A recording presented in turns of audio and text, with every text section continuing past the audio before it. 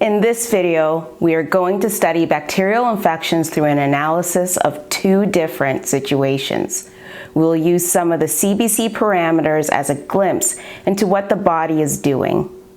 Hi everyone, I'm Stephanie, and welcome to Heme Ed. So for case 1, we will say that this patient has a WBC of 25, newts of 18.75, which is approximately 75% of the total WBCs.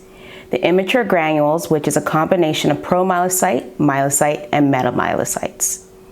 Because having them separated out for this situation isn't useful, so I just combine them together for ease. So the immature granules have a value of 3.75 or 15% of the total WBCs.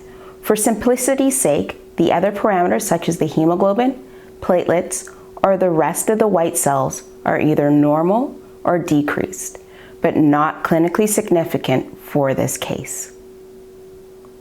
The white count, the neutrophils, and the immature counts are all increased. An increased white count is termed leukocytosis, and an increased neutrophil result is termed neutrophilia.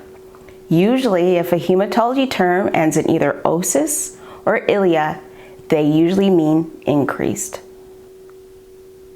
The increase in immature neutrophils is termed a left shift.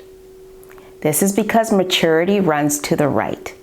Therefore, if there's an increase in immaturity, it is considered to have shifted left. So what do these numbers tell us? They inform the clinician about how the body, mainly the bone marrow, is responding. The bone marrow is shooting out the neutrophils into the bloodstream so that they can travel to the affected tissues. This causes the increased WBC and neutrophil results in the peripheral blood.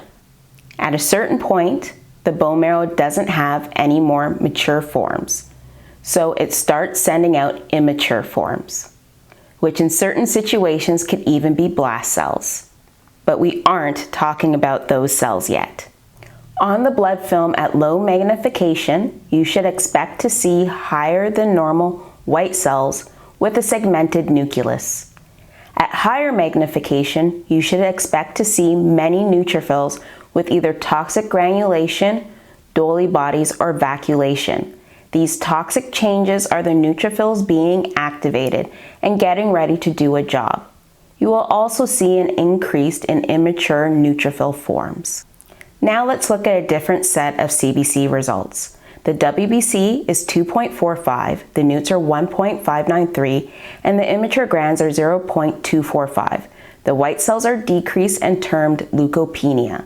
The decreased neutrophils are termed neutropenia. Terms ending in penia usually denote a decrease. The immature grans are increased, which show a left shift. This CBC is also a picture of bacterial infection. No, Steph, that's not right. The white count is decreased. How is this the same situation? Don't worry, I won't lead you wrong. So this is a bacterial infection, but one where the body has exhausted its pools of neutrophils, both mature and immature. This in reality could be the same patient as in the previous case, but the body is unable to respond in a useful way. The body is overwhelmed with the infection. This isn't a good prognosis unless science intervenes with antibiotics or other agents. With this second case, the hope is that with medical intervention, the infectious load for the patient would be reduced. Therefore, the stem cells in the marrow would be able to recover and restore the neutrophil levels to normal. So today, we looked at bacterial infections through two situations and how the body is responding. Next time, we are going to look at another situation or cell type. If you have any questions, leave them in the comment section below. Subscribe for future content. References available in the description box. Thank you for watching. Until next time.